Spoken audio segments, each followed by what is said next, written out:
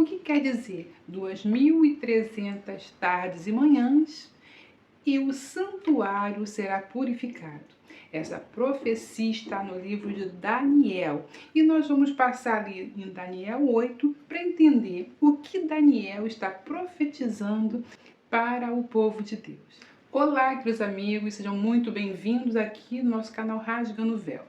Para quem não me conhece ainda, eu sou a Cláudia Barros e hoje nós vamos continuar falando sobre o livro de Daniel, sobre as profecias de Daniel e descobrir que uma profecia ela precisa se cumprir para que tenha autenticidade. E Daniel, ele vai profetizar ali na Babilônia, ele vai ter uma visão, melhor, ele vai ter uma visão. E nessa visão vai ser mostrado para Daniel o que vai acontecer com o seu povo bem mais tarde. E Daniel 8, eu vou deixar você ler para a gente ganhar tempo, vai falar que durante um certo momento o povo de Deus vai passar por uma grande dificuldade. O santuário será assolado e isso vai sendo mostrado na visão de Daniel. E a visão do contínuo sacrifício e da transgressão assoladora, para que seja entregue o santuário e o exército, a fim de serem pisados. Então ele está falando que o exército, que o santuário, em um certo momento, será pisado. Ele vai deixar todas as dicas para a gente achar o momento e todas as dicas para a gente achar esse exército. E aí a gente tem que ler Daniel 8. E aí ele pergunta, quanto tempo vai durar isso? Quanto tempo vai essa assolação, esse prejuízo, esse combate contra o povo? Quanto tempo essa dor? Quanto tempo essa dor dura? E aí é dito para ele, olha Daniel, 2.300 tardes e manhãs. E aí o santuário será purificado, volta-se ao normal. Mas durante 2.300 tardes e manhãs será assolado, e ele vai falando aqui, e ele vai colocando aqui, como a gente já viu nos vídeos passados, que a gente já está falando desse assunto, então só voltar um pouquinho, mas para quem não entendeu, eu vou tentar fazer um resumo rápido, porque quando você começa a ler aqui, ele vai falar de chifres, ele vai falar de carneiro, de bode, e a gente vai ver que é quando o Império Medo-Persa vai ser destruído pelo Império Grego na pessoa de Alexandre o Grande. Alexandre o Grande vai dominar todo o mundo antigo, E a Grécia vai ser então o Império Forte. Só que Alexandre o Grande, ele governa muito pouco tempo e seus 4 generais vão assumir em 4. Dentro desses 4, um vai surgir diferente de todos, Seleucida. E nesse Império Seleucida surge um homem que aqui em Daniel diz que é um rei feroz e de dura cara, que a gente vai ver que é Antíoco Epifânio. A história vai mostrar isso. Então, Daniel, na Babilônia, ele vai profetizar isso, e isso vai acontecer ali na Grécia, no período interbíblico. Mas nesse período interbíblico, nós temos as escritas, nós temos os contos. Nós vamos ter o livro de Macabeus e o livro de Paulo Joséfos também vai colocar e vai dizer o que aconteceu nesse período. Então, quando a gente pega esses 2 livros, eles vão ter uma história que vai nos acrescentar para entendermos o livro de Daniel. Isso tudo é para que você entenda o que é profecia, que é assim como aconteceu com Daniel já no passado, e as outras profecias que estão por vir vão acontecer. As profecias apocalípticas, elas vão em cascata acontecendo uma a uma para que se cumpra a palavra de Deus. E o livro de Macabeus vai falar, Macabeus 1, o livro de Macabeus é um livro apócrifo, então ele serve para acrescentar a história, porque nesse momento é um momento interbíblico, então serve para acrescentar. E o primeiro livro de Macabeus 1, ele vai dizer que ele vai contar a história de Alexandre o Grande. Eu vou começar aqui do 7 para ganhar tempo. Alexandre reinou 12 anos e morreu. Seus oficiais assumiram o poder, cada um na sua própria região. porque eles vão pegar o Império Grego e vão dividir em 4, e cada um vai ficar na sua região. Depois passaram a coroa para os filhos por muitos anos, e os males se multiplicaram no mundo. Um governo pior do que o outro. Aí ele vai falar de algo que vai nos importar bastante. Deles brotou um perverso chamado Antíoco Epifânio. Esse perverso vai bater com o livro de Daniel aqui, que Daniel diz: um rei feroz de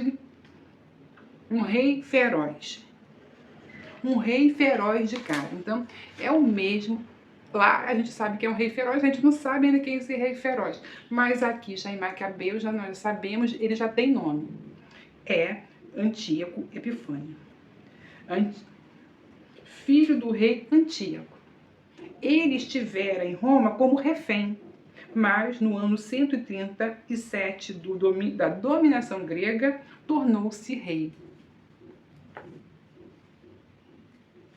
Mas aí o livro continua dizendo que nessa época brotou em Israel uma geração de ímpios que persuadiram a muitas pessoas dizendo: vamos fazer aliança com essas nações vizinhas, porque nós nos afastamos deles e muitos males não aconteceram. Então vamos nos juntar a ele. Então a proposta era que se fizesse aliança para serem protegidos. Mas nada vai adiantar, porque aqui no versículo 20 diz que voltando no ano 143, após vencido o Egito, Antíoco ataca Israel e Jerusalém com um possante exército, depois de entrar no templo com toda a arrogância.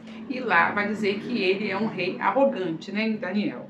Antíoco levou embora o altar de ouro, candelabro com todos os acessórios, a mesa dos pães oferecidos a Deus, as vasilhas para libações, as taças, os incensários de ouros, a cortina, as coroas e as placas de ouros que ornavam a fachada do templo. Vai matar muitos judeus, como está escrito aqui. Todo Israel vai ficar assolado. As mulheres, crianças vão ser levadas como escravas. E assim eles fazem sempre, vai sempre se repetindo, né? E acontece o que disse o profeta Daniel, agora aqui no mesmo período que ele diz. Tudo batendo. Ele diz que é o bode, e o bode é a Grécia, né? Representa a Grécia, e na pessoa do imperador, na pessoa de Alexandre o Grande, e vai surgir ali um rei de cara dura que nós identificamos como Antíoco Epifânio. Toda a história de Daniel vai acontecer no período grego. E aí, isso aí, no decorrer da história, vai só piorando. Ele já conquistou, já estou dominando. Aí agora a gente vai aqui para a História dos Hebreus, que vai nos ajudar. Esse livro, História dos Hebreus, vai contar também, através de Flávio Josefo, a história que aconteceu com o povo judeu nesse período ali na Grécia, como essa profecia de Daniel vai acontecer. E diz assim: Judas, ao despontar do dia, chegou ao acampamento dos inimigos, com 3.000 homens somente, todos muito mal armados. Tanto era a tristeza de sua situação. E diz que quando eles chegaram ali, eles viram que o campo estava muito bem defendido. Os homens que estavam lá não temiam a eles. Então, vem a ordem para que eles se esforçassem e fosse a batalha. E o que eles fazem? Eles vão com tudo. E o exército não espera aquele ataque daqueles homens mal armados, poucos, que meteram a cara e foram lá brigar com eles e venceram. Esse é o primeiro milagre.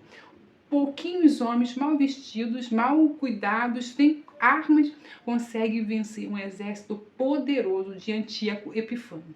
Nós vamos ver a mão de Deus. Deus vai agir ali, irmãos, que só um milagre para que essa vitória acontecesse. Mas a vitória já tinha sido profetizada por Daniel. Por isso, não tenha medo. Está tudo profetizado pelo Senhor.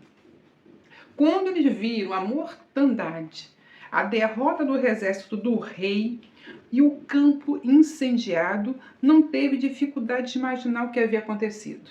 O rei ficou desesperado. Vendo que Judas se preparava para atacá-lo de novo, ficou com tanto medo que fugiu. Aqueles homens despreparados colocou o exército para fugir. E assim os judeus venceram o combate e permitiu então assim os judeus venceram aquele combate. E a gente viu que Epifânio vai dominar Israel, vai dominar o templo, ele vai colocar uma porca lá, ele vai botar uma estátua de Zeus, ele vai proibir que se adore ao Deus dos deuses, vai queimar as torás toda. E esse período todinho são 2.300 tardes e manhãs. E aí a gente tem que parar um pouquinho aqui antes de a gente continuar para ver o que vai acontecer com a nossa história aqui no livro de Flávio Joséfo. É que 2.300 tardes e manhãs é fácil para os judeus saberem, porque isso está no livro de Êxodo. No livro de Êxodo diz que eles têm que sacrificar um cordeiro na manhã e na tarde. Todos os dias eles precisam fazer um sacrifício da manhã e o sacrifício da tarde. E aí o livro de Daniel fala, olha, vocês vão ficar 2.300 sacrifícios da manhã e da tarde impedidos. E foram impedidos por quem? Por Antíoco Epifânio. Ele proibiu. Então, durante 2.300 tardes e manhãs, foi o tempo em que o templo ficou no domínio desse homem. E aí vamos continuar um pouquinho para você entender. E no dia 25 do mês de Quisleu, que os macedônios chamam de Apeleu, acendeu-se as luzes do candelabro, incensou-se o altar e colocou-se os pães sobre a mesa e ofereceu-se holocausto sobre o novo altar. Então, esses macabeus, eles vão encontrar lá o templo queimado, sem porta, cheio de mato, dá tristeza. Eles vão limpar, eles vão restaurar e nesse dia eles conseguem trazer todos os objetos, montar, trazer, restaurar, purificar o templo que havia sido profanado. Eles têm que tirar tudo. E aí a gente vai ver que aqui acontece também um grande milagre. Isso se deu no mesmo dia que 3 anos antes o templo foi indignamente profanado por Antíoco e abandonado. No dia 25 do mês de Apeleu, e no ano 145, e na Olimpíada de 153. Aí eles vão mostrando o tempo exato para confirmar que foi no período certo. E a renovação ocorreu no mesmo dia e do ano 143. E a renovação ocorreu no mesmo dia do ano 148 e da Olimpíada 154. Olha só o que vai colocar Flávio Joséfo. Como o profeta Daniel havia predito 480 anos antes, dizendo claramente e distintamente ele seria profanado pelos macedônios.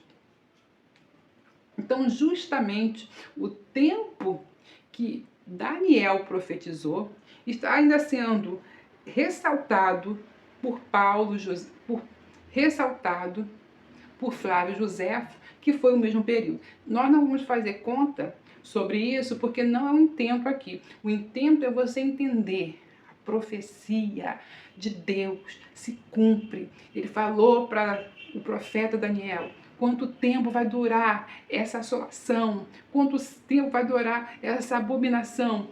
Daniel, 2.300 tardes e manhãs. E aí a gente fica, o que é 2 tardes e manhãs para a gente? É difícil, mas o judeu já sabe que 2.300 tardes e manhãs representam os sacrifícios que são feitos ali no templo, um de manhã, um de tarde. Então, faz na conta, se é um de manhã, um de tarde, só dividir por dividir no meio, que a gente vai ter 1.150 dias. E aí, praticamente, 3 anos e pouco, dependendo, né, dependendo do calendário. Que aí vai bater 3 anos e pouco. Justamente como falou o profeta Daniel, como não crer nas profecias. E aí, irmãos, a gente vai ver que eles vão chamar. E aí, aqui a gente sabe que quando eles chegam ali para tomar o templo, tá tudo profanado. E quando eles chegam, eles precisam do óleo para acender de novo os candelabros, para acender a menorá. E a história diz que não encontraram. E diz que uma menina mexendo lá encontrou um vidro de azeite intacto, assinado, guardado, protegido, que havia sido protegido, vendo que era mesmo feito pelos sacerdotes. E aí esse um vidrinho de azeite eles vão pegar.